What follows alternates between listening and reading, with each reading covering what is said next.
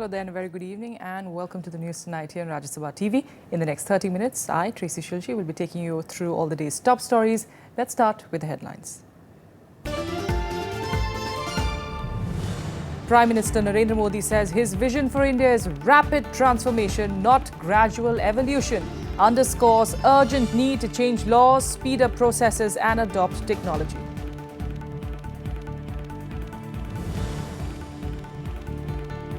Courts come to the rescue of Muslim women activists, allow their entry into Mumbai's Haji Ali Dargah and issue notice to the union government on a challenge against triple talaq, calling the Sharia Act unconstitutional.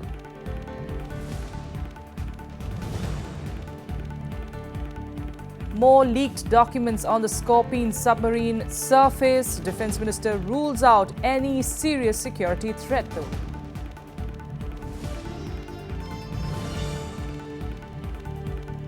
And fresh rounds of talks to end the Syrian civil war underway between the US and Russia in Geneva. UN appeals to the warring sides to respect 48-hour ceasefire to allow humanitarian aid into Aleppo city. Our top story, Prime Minister Narendra Modi today underscored the need to bring about a rapid transformation of the country to march further into the 21st century. Inaugurating the first Transforming India lecture of the Niti Aayog in New Delhi, Modi sought faster processes while also adopting technology. If India is to meet the challenge of change, mere incremental progress is not enough. A metamorphosis is needed. That is why my vision for India is rapid transformation, not gradual evolution. Prime Minister Narendra Modi outlining his vision for the nation at the first Transforming India lecture organized by the Niti Aayog on Friday. Underscoring the need to rapidly transform India, the Prime Minister said there was an urgent need to change laws and eliminate unnecessary procedures. A transformation of governance cannot happen without a transformation in mindset. A transformation in mindset cannot happen without transformative ideas. We cannot march through the 21st century with the administrative system of the 19th century. Emphasizing the need for both internal and external change, the Prime Minister sought ideas from eminent people abroad to transform the country. What we need is a collective opening of our minds to let in new global perspectives. To do this, we have to absorb new ideas collectively rather than individually. Visiting Deputy Prime Minister of Singapore, Tharman Shanmugaratnam, was also present at the event. He welcomed the government's reforms agenda, even as he echoed Prime Minister Modi's views on the need to step up the pace of change. India's potential is still unfulfilled. India needs to grow by 8 to 10% over the next 20 years if it is to create jobs for a youthful population, if it is to reduce the tremendous underemployment of its population, and if it is to achieve inclusive growth, including a significant shift of people from the lower income group to the middle income group. All cabinet ministers and chief ministers of several states also took part in the event, the purpose of which was to open up the minds of government officers and ministers to the changes taking place across the globe. Bureau Report, Rajya Sabha TV. Now, in a landmark judgment, the Bombay High Court on Friday lifted the ban on women entering the sanctum sanctorum of the Haji Ali Dargah. However, activists will have to wait for 6 more weeks as the court has given time to the trusts and clerics to file an appeal in the Supreme Court, who are opposing the verdict. Here's a report. On Friday, the Bombay High Court passed a progressive verdict as far as the Haji Ali Shrine is concerned. It directed that women must be allowed entry into the sanctum sanctorum of the Haji Ali Shrine. The High Court has taken a view that the ban on the entry is unconstitutional. Now, apart from that, after the pronouncement of the judgment, the trust said we wish to go to the Supreme Court and we want 8 weeks stay. High Court felt, and rightly so, that this is an important constitutional issue, and therefore they have granted 6 weeks stay on the operation of the order, which means that though the High Court has held that women can go into the sanctum sanctorum, that won't happen for 6 weeks, and now the entire battle will shift to the Supreme Court.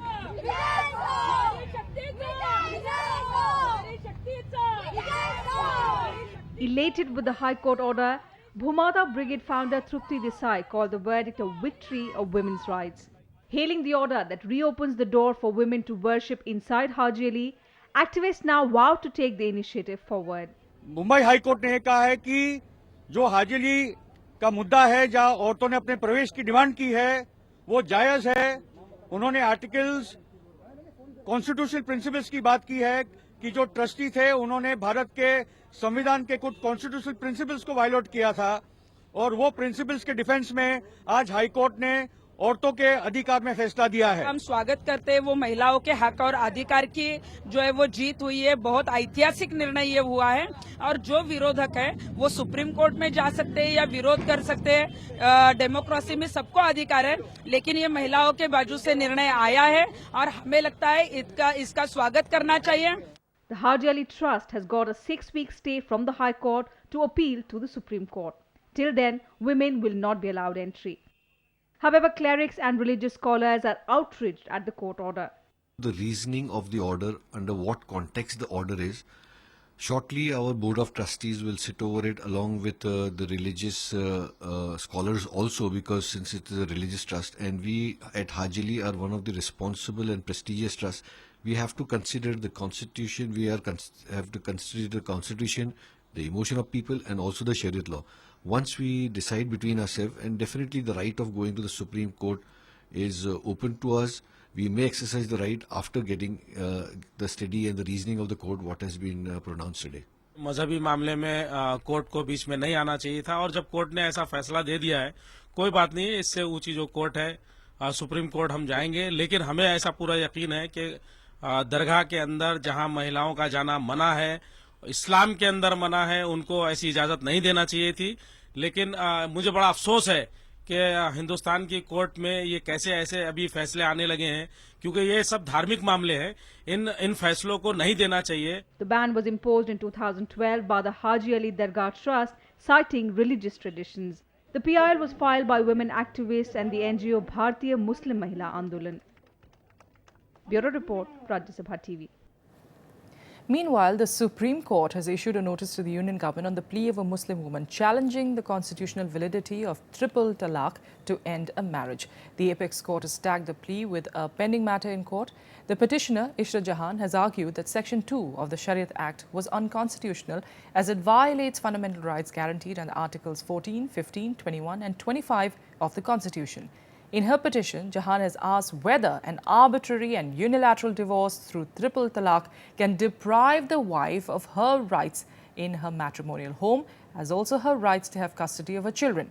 Notices in this regard have already been issued to the All India Muslim Personal Law Board and others. This, of course, is not the first time that the demand to abolish triple talaq has arisen. The All India Muslim Women Personal Law Board President Shaista Ambar has already demanded abolishing the system. See, this triple talaq has been a contentious issue, and this had come to the highest court even earlier. And this is an issue which is more religious, social and human rather than legal. And I think this is a very significant and very sensitive matter which cannot be simply decided by the courts. This would be requiring all stakeholders, particularly the entire Muslim community and Muslim women, to be taken into confidence. महिला के हकों के लिए मुस्लिम personal law में जो लोग संशोधन की मांग कर रहे हैं, मेरा उनसे निवेदन है कि ये आवाज मुस्लिम समाज की वजह से उठे, तो मैं भी इसका स्वागत करूंगा। In other news, Defence Minister Manohar Parrikar has played down the Scorpion leak, saying that it's not a big worry. He, however, said that there are a few pockets of concerns because the ministry was assuming the worst-case scenario. DCNS does the proposed, whatever the detail, does not include weapon system as being reported by many. Weapon system agreements are with weapon manufacturers and they are separate agreements. Secondly, our submarine has so far not done the sea trials completed. Therefore, the most important signature does not form part of that document. And the most important aspect is, in many cases, we do our integration through our technical capabilities. Now, earlier on Friday, the Australian uploaded a fresh tranche of leaked documents supposedly detailing the Scorpion submarine's underwater warfare system. The new set of documents are set to give details about the sonar system of submarines, which is used to gather intelligence underwater. The documents give a wide range of technical specifications of the sonars and at what degree and frequency it will function. The Indian Navy, though, has not yet officially reacted to the release of the new documents, but sources maintain that it does not compromise on national security. The death toll in the ongoing unrest in Kashmir Valley rose to 67 on Friday. An 18-year-old boy was killed in fresh clashes in Pulwama after being hit by pellet guns in his chest. Several others were injured in police action following fresh violence Friday afternoon. This even as curfew remained in force in most parts of the valley for the 49th day. The continuous shutdown has cost the state economy an estimated loss of nearly 6,400 crore rupees, with businesses being badly hit. Tourist and other business activities in Kashmir have come to a halt ever since protests erupted in the valley following the killing of Hizbul Mujahideen militant Burhan Wani. On to politics, and the Aam Aadmi Party has removed Sacha Singh Chotepur from the post of convener of its Punjab unit. The leader is in the spotlight for his alleged involvement in a cash for ticket scandal. The Aam Aadmi Party today removed its Punjab chief Sacha Singh Chotepur from the post. The party has also formed a panel to probe the allegations of corruption against him. The decision was taken at a meeting of the party's Political Affairs Committee in New Delhi. तो पहले तो ये फैसला किया गया तुरंत प्रभाव से सचा सिंह छोटेपुर जी को कन्वीनरशिप जो पंजाब की है उससे हटाया जा रहा है और एक जांच समिति जो है वो बनाई गई है सरदार जरनैल सिंह और श्री जसबीर सिंह बीर जो कि हमारे ग्रीवेंसेस कमेटी के चेयरमैन हैं ये दो लोगों की समिति बनाई गई है. Sacha Singh Chotepur, convener of the party in Punjab, was allegedly caught taking money in a sting operation. The sting was apparently made by one of the party members. However, Chotepur has alleged that people in the party have conspired against him. ਹੁਣ party ਮੈਨੂੰ ਫਸਾ ਰਹੀ ਹੈ ਤੇ ਜਿਹੜੇ ਮੇਰੇ ਵਿਰੋਧੀ ਸੀ ਉਹ ਮੈਨੂੰ ਡਿਫੈਂਡ ਕਰ ਰਹੇ ਆ. ਇਹ ਸਿਆਸਤ ਬਦਲ ਗਈ ਹੈ ਪੰਜਾਬ ਦੇ ਵਿੱਚ. ਇਹ ਸਾਰੀਆਂ ਗੱਲਾਂ ਦੇ ਪਿੱਛੇ ਇੱਕ ਬੜੀ ਵੱਡੀ ਸਾਜ਼ਿਸ਼ ਮੇਰੇ ਆਪਣੇ ਮਿੱਤਰਾਂ ਨੇ ਰਚੀ ਹੈ ਜਿਨ੍ਹਾਂ ਨੇ ਅੱਜ ਮੈਨੂੰ ਇੱਥੇ ਆਉਣ ਵਾਸਤੇ ਮਜਬੂਰ ਕੀਤਾ ਹੈ.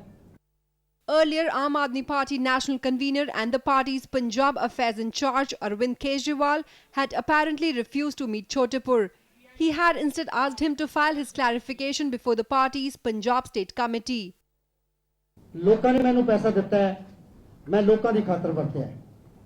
ਸੋ ਇਹ ਜਿਹੜਾ ਸਟਿੰਗ ਦੀ ਗੱਲ ਕਰਦੇ ਆ ਮੈਂ ਉਹਨਾਂ ਨੂੰ ਪੁੱਛਣਾ ਚਾਹੁੰਦਾ ਹਾਂ ਮੈਂ ਲੋਕਾਂ ਨਾਲ ਠੱਗੀ ਮਾਰੀ ਹੈ ਕਿਸੇ ਨੂੰ ਕੋਈ ਲਾਲਚ ਦਿੱਤਾ ਹੈ ਤਾਂ ਮੇਰੀ ਸੀਬੀਆਈ ਕੋਈ ਇਨਕੁਆਇਰੀ ਕਰਾਈ ਜਾਏ. ਜੇ ਮੈਂ ਪਬਲਿਕ ਲਾਈਫ ਦੇ ਵਿੱਚ ਇੱਕ ਪੈਸਾ ਵੀ ਮੇਰੇ ਵੱਲ ਨਿਕਲੇਗਾ ਤਾਂ ਮੈਨੂੰ ਟੰਗ ਦਿੱਤਾ ਜਾਏ. ਮੈਂ ਧਿਆਨਦਾਰੀ ਦੇ ਨਾਲ 40 ਸਾਲ ਇਮਾਨਦਾਰੀ ਨਾਲ ਲੋਕਾਂ ਦੀ ਸੇਵਾ ਕੀਤੀ ਹੈ. Chotepur is a senior leader of the party in Punjab. He is considered to be a pioneer in creating a base for the Arvind Kejriwal-led party in the state. He also had a long stint with the Congress, Akali Dal and the Aam Aadmi Party. The Aam Aadmi Party is expected to pose a tough challenge to the Akali Dal, BJP combined and the Congress in the forthcoming assembly polls next year. Bureau Report, Rajya Sabha TV. Floods triggered by heavy rains continue to cripple normal life in parts of northern India. The heavy monsoon rains have caused rivers including the Ganga and its tributaries to burst, rendering thousands homeless. Locals accuse the government of not providing any help. Authorities are struggling to evacuate thousands of stranded people from villages in West Bengal, Uttar Pradesh, Madhya Pradesh, Bihar, Rajasthan and Uttarakhand after floods in these states intensified. More than 300 people have been killed and thousands driven from their homes. The heavy monsoon rains have caused rivers to burst their banks, forcing over 2 lakh people into relief camps.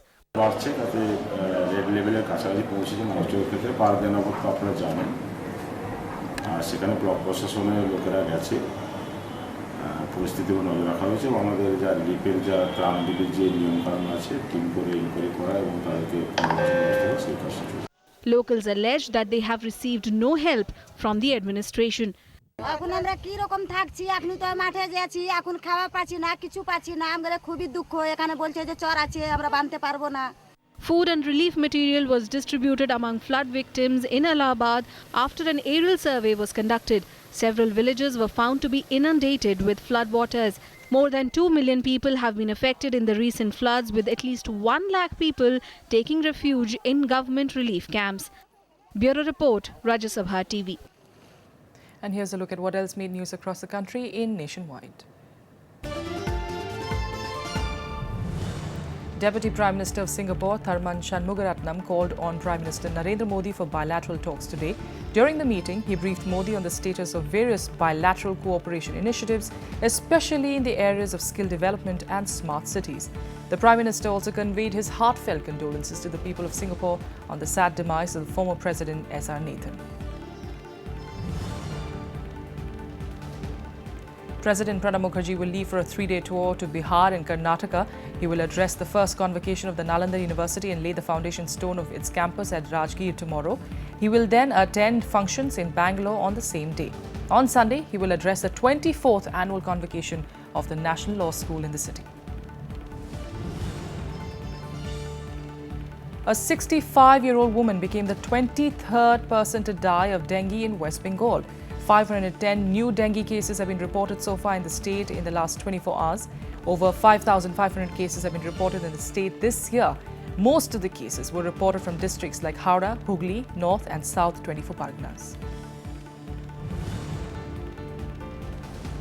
AIADMK MP Shashikala Pushpa has been given protection from arrest for 6 more weeks. The Supreme Court bench also questioned the state's eagerness to have her arrested on charges of illegally ill-treating and sexually abusing 2 domestic aides. Shashikala moved the Supreme Court against the summons issued by her, to her in fact, by the Madurai bench of the Madras High Court to appear on the 29th of August. With that, a quick break here. We'll be back with more news in a bit. Stay with us.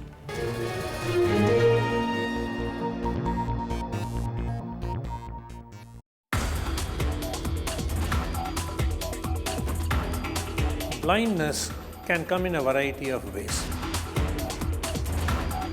3.5 to 3.8 crore people in India are 360 blind. 3 million to 3.5 million Indians can be cured in 10 minutes if they are only refractive index blindness. Watch Eureka with Dr. D. Balasubramanian, renowned ocular biochemist, only on Rajya Sabha TV.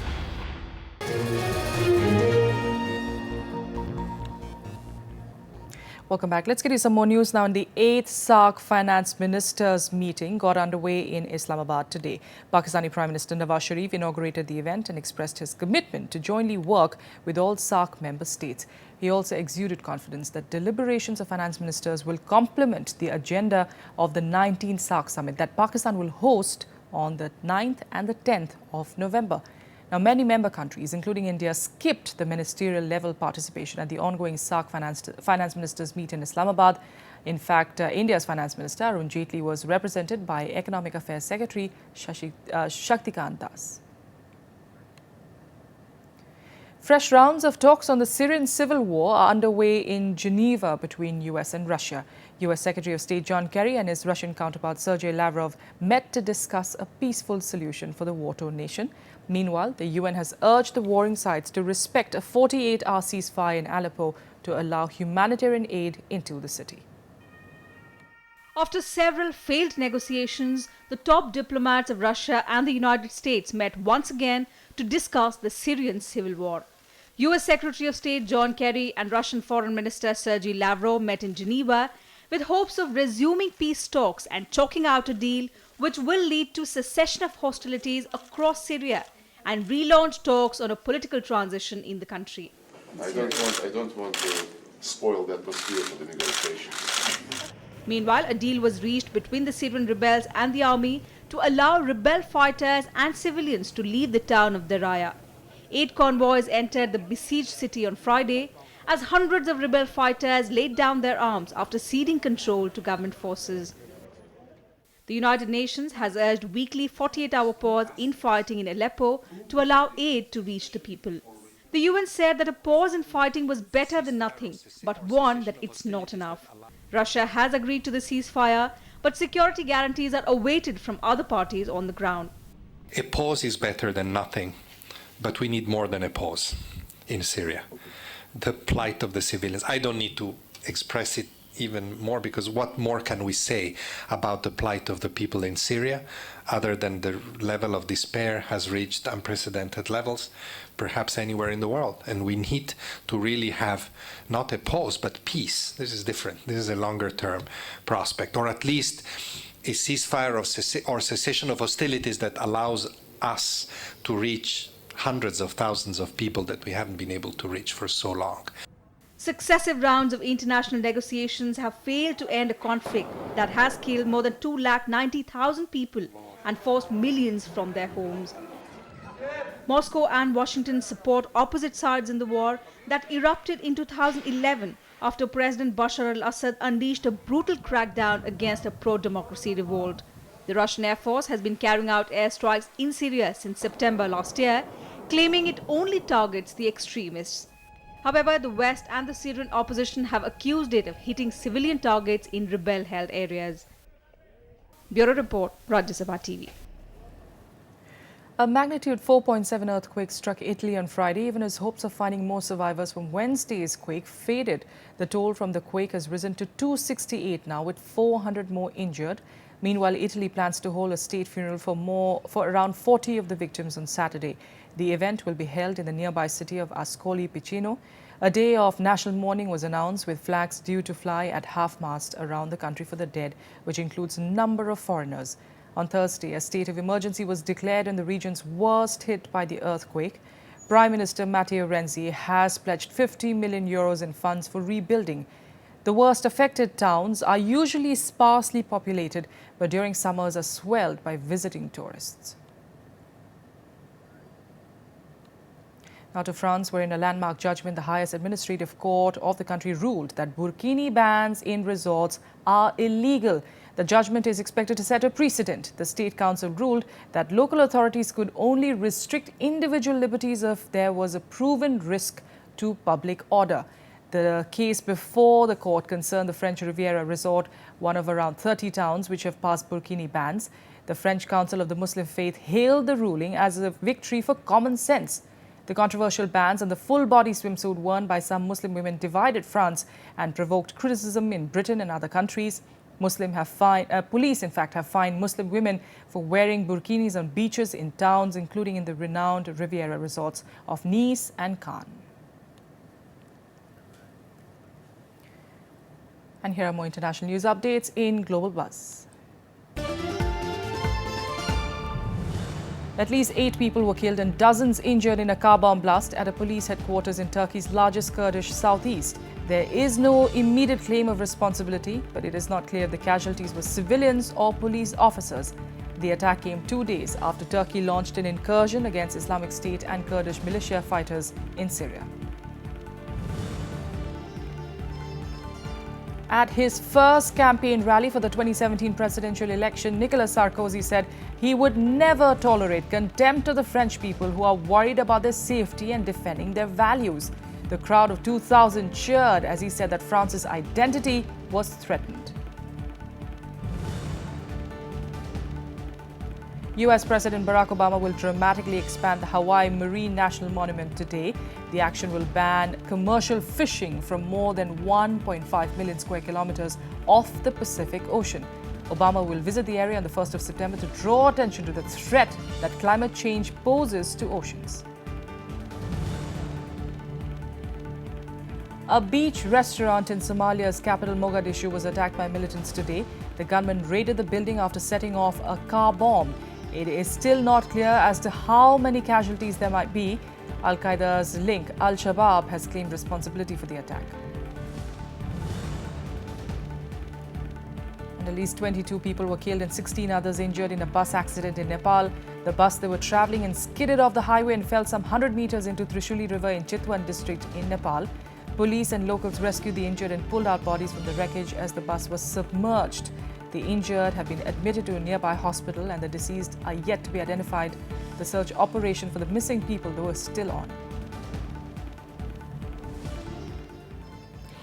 Back home, Prime Minister Narendra Modi announced setting up of a task force to prepare comprehensive action for the next 3 Olympic Games. The task force will include experts from both within the country and abroad. It will prepare an overall strategy for sports facilities, training and selection of athletes for the 2020, 2024 and 2028 Olympic Games. The announcement comes in the wake of a dismal performance by India in the just concluded Rio Olympics. India sent its largest ever contingent of 119 athletes to Rio, but could win only 2 medals, a silver and a bronze. And here's a look at more updates from the world of sports in SportsBeat. Indian tennis star Leander Paes and his German partner Andre Begemann knocked out top seeds Lukas Kubot and Nenad Zimonjic in straight sets to storm into the semi-finals of the Winston-Salem Open. The unseeded Indo-German pair upset the Poland-Serbian combo 6-4, 6-4 in the quarterfinal.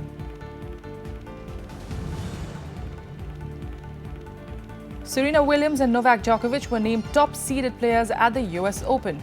6-time US Open champion Serena will be the top-seeded in the women's draw, while world number 1 and defending champion Novak Djokovic and Andy Murray are the top 2 seeds in the men's category. Neither Williams nor Djokovic has played a match since their early exits at the Rio Olympics. Cristiano Ronaldo was named UEFA's best player in Europe for the second time after winning the Champions League and Euro 2016 last season. The Real Madrid forward beat teammate Gareth Bale and Atletico Madrid striker Antoine Griezmann in the voting.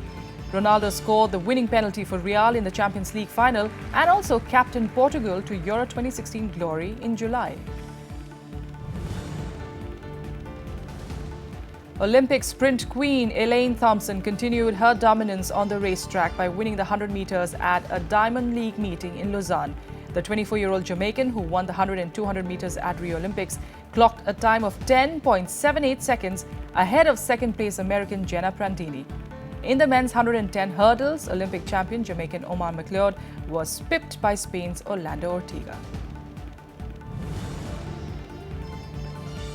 Formula One champion Lewis Hamilton will start the Belgian Grand Prix from the back of the grid. Hamilton, who holds a 19-point lead in the standings over teammate Nico Rosberg, was handed a hefty penalty for exceeding his allowed allocation of engine components. And that's all we have for you on the news tonight. From the entire team here, good night.